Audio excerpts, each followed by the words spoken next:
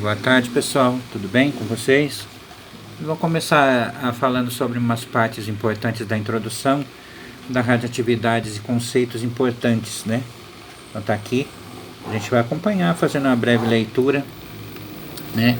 Aos poucos com vocês de cada parte, né? De forma geral, podemos dizer que um átomo é composto de um núcleo, tá certo? Então, como a figura tá aqui, ó, essa figura aqui é a figura do modelo planetário, né? Um modelo mais próximo, né, do átomo em sua construção.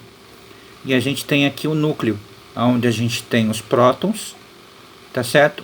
Os prótons e também tem os nêutrons. Então, o nêutron é uma carga neutra e o próton é uma parte positiva. Então, aqui seria o núcleo, tá? E aqui ele está demonstrando um elemento chamado boro, tá certo? Que vem da letra B, que é um modelo de elemento químico, tá certo? E na eletrosfera, né, de uma forma elíptica, né? Forma elíptica, temos os elétrons de cargas negativas, tá?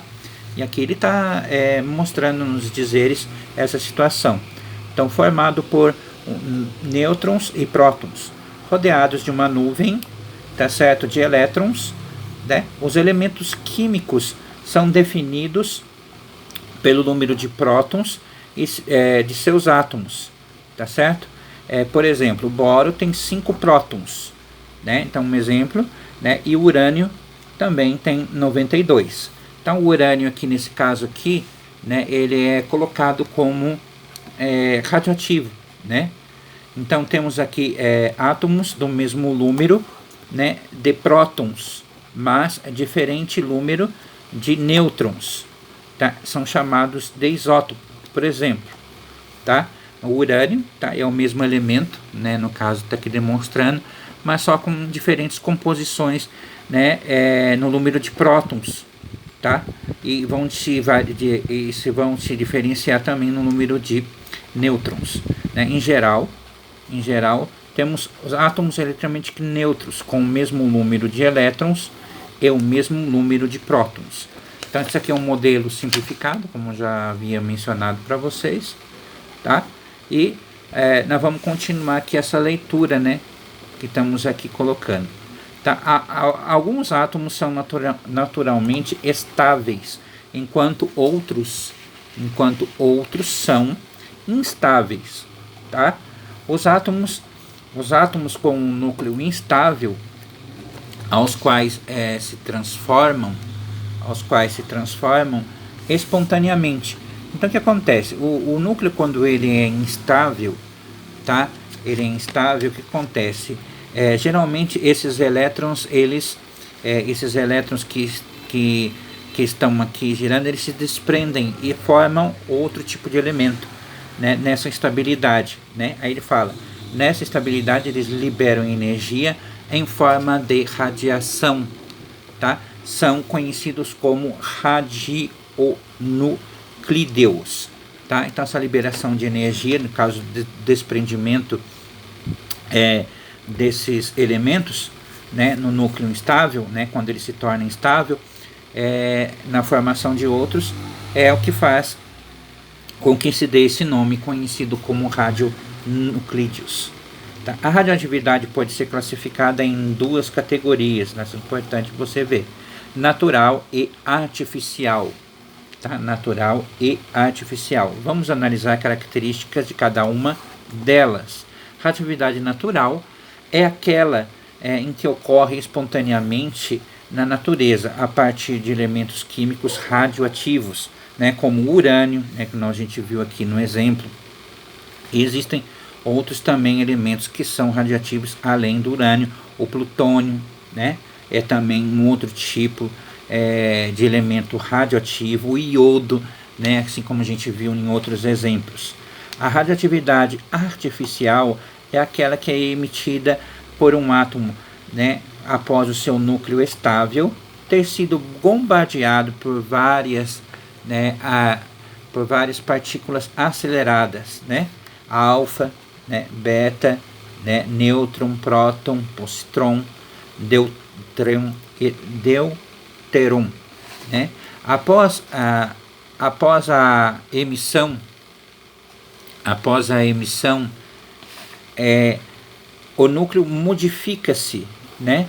Então o que acontece? Essa parte aqui do núcleo, né, os átomos podem se desprender também, tá? Além dos elétrons, tá? Modifica-se transformando em outros elementos que não são encontrados na natureza, tá? Elementos de maior número atômico são encontrados na natureza, como o urânio, que tem 92 prótons, né, em seu núcleo, né? Haja próton, né? Bastante próton. Elementos químicos com número atômico maior que 92, tá? Sendo denominados elementos transurânicos, tá? Então, maior que o urânio, né, que tem 92 prótons, eles recebem outros nomes, né? Então, existem mais núcleos que têm mais prótons, né, que seriam maiores que 92, chamam-se, né, transurânios, tá? São elementos transurânios. Aqui eu trouxe uma situação um pouco diferente. Deixa eu tirar aqui um pouquinho para mostrar para vocês. Esse daqui é o PET colorado. O PET colorado é um simulador, né? Já que muitas das coisas que nós fazemos, nós temos simulador. O que acontece aqui, ó? Aqui eu estou fazendo um estilo de uma brincadeira, tá? Para observar o que ocorre se eu pegar aqui essa quantidade de nêutrons, né? De nêutrons e colocar aqui no boro, tá? Um boro é elemento químico. Percebe que eu coloquei uma bolinha lá e se tornou estável, tá? O número da massa aumentou, era 9, né? Ficou 10. Então ele ficou estável. O que significa um núcleo estável? Significa que esses nêutrons aí não vão se desprender. Eles não ficam, as partículas, elas não ficam se movimentando, né? Pode perceber que elas ficam paradas, elas ficam estáveis. Não existe uma movimentação. Então, o que acontece se eu retirar um desses nêutrons e colocar aqui de volta? Observe o que acontece com o boro, né? Esse elemento ele fica com um número de massa 9, tá certo? Ele fica com um número de massa 9, ele fica instável, ele fica ali se movimentando. Essas partículas, elas ficam instáveis, tá? Elas podem se desprender formando um outro elemento, tá certo? Em uma outra situação. Então esse daqui, ó, só para você ter uma ideia, aqui, ó, PET colorado, tá certo? Aí tem a parte atômica, né, que essa parte é dos isótopos, né? Então você vai lá, meu isótopo, tá certo? Então aqui a gente está analisando, ó, tá vendo o elemento químico que eu tô ali representando, tem o número, né, da massa, que é 9, tá certo? E o número de elétrons circundando, que seria 5, né? O número de massa está aqui, ó, tá vendo? O número de massa 9, ele está instável, tá certo? Tá? Então isso aqui é um jeito de mostrar para você, tá certo? Como que é essa instabilidade, né? Que ocorre, né? Em relação a esses nêutrons dentro do núcleo, tá? Daqui a pouco a gente continua.